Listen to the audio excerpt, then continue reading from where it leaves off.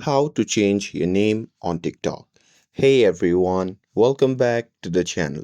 In today's video, I'll show you how to change your name on TikTok. So now without further ado, let's get started. So first thing first, open the TikTok app on your phone and make sure that you're logged in to your account.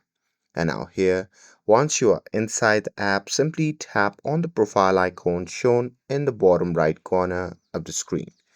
And now here, once you are in the profile section, simply tap on the edit button which can be seen at the top. And now here, once you tap on it, you'll be prompted to this page.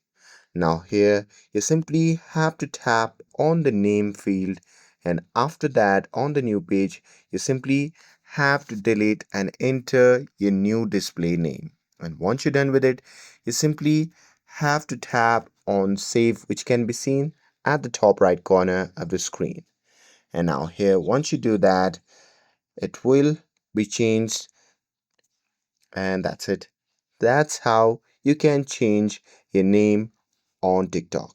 But remember, once you have changed your name, you can't change it for the 7 days.